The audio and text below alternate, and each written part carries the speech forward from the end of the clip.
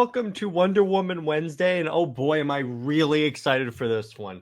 So, Absolute Wonder Woman, the first arc has wrapped up, and I really wanted to talk about it because it has been one of the highlights of my comic book collecting career. Like, oh my gosh, this has been like one of the greatest series ever, the last Amazon. So, Kelly Thompson, art by Hayden Sherman. And so we're going to talk about a couple of factors that I think make it absolutely superior. So let's talk about the story basis first. The idea is, so as you guys know, Diana grows up on Themyscira.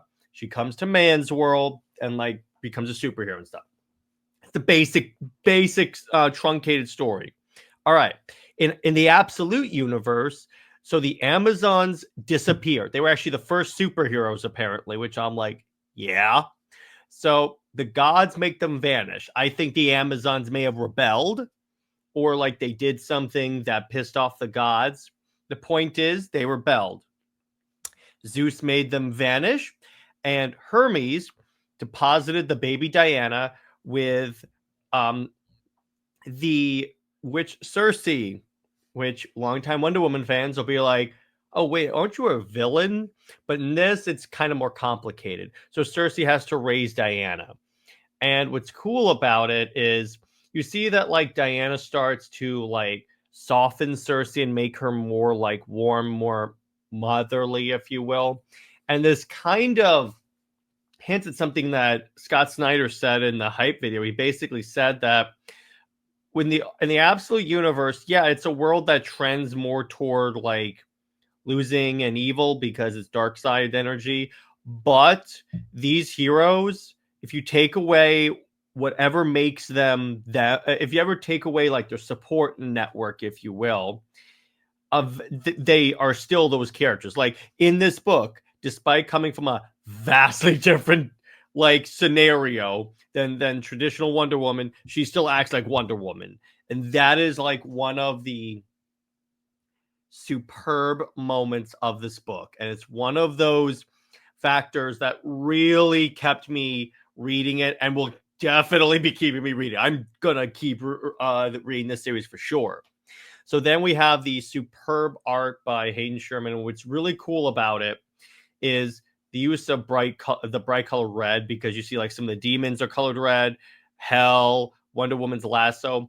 It almost looks like everything is glowing. Like there is this scene when Diana is like powering back up and regrowing her arm. She's like covered in blood. And it legit looks like they like use glow in the dark paint on the page to make it like pop. And it is incredible. And the action scenes are like bombastic. It's what you would imagine when you said Wonder Woman fights a kaiju. That's what you would imagine.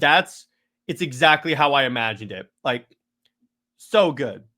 Now we're going to compare it to mainline Wonder Woman. This is more Wonder Woman than Tom King's Wonder Woman, because here's the difference. Here's the difference between Kelly Thompson and Tom King. Kelly Thompson wrote a story around Wonder Woman. Tom King forced Wonder Woman into a story. There's a difference between those two, because when you write a story around a character, you adapt the circumstances to fit with the character's characterization. Tom King just takes any character and just shoehorns them in to whatever crappy story he has in mind. But not Kelly Thompson.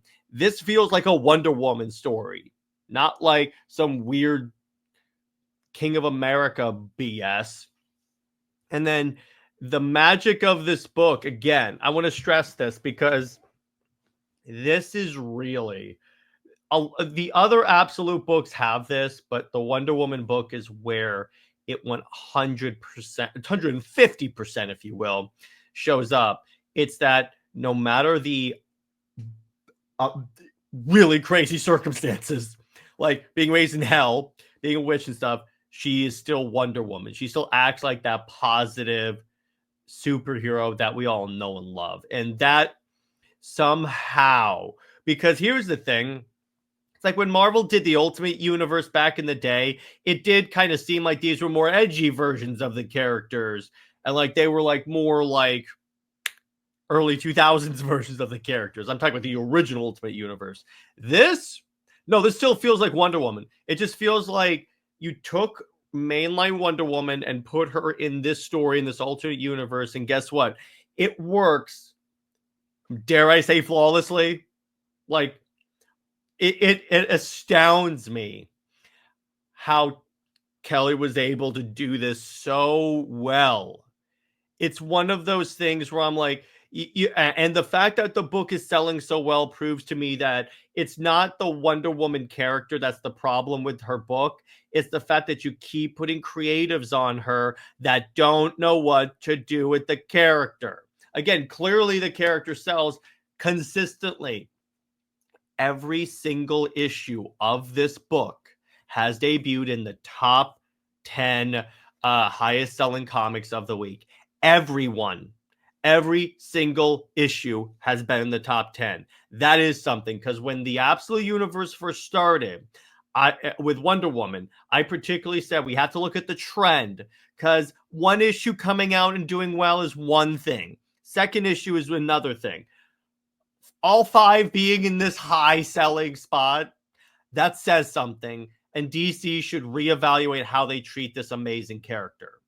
So that's where I'm going to leave it. What did you guys think of the last Amazon arc, the first arc of Absolute Wonder Woman? And what are your theories of the next, of what the next arc is going to be? Because my theory is that we're going to see Wonder Woman start trying to find the Amazons, because we know they're not dead; they just vanished. So I think they're maybe in prison in Tartarus, which is the prison from Greek myth, because this book really delves into Greek mythology. Wonder Woman turns into freaking Medusa to defeat this creature a la Clash of the Titans. So I'm like, wow.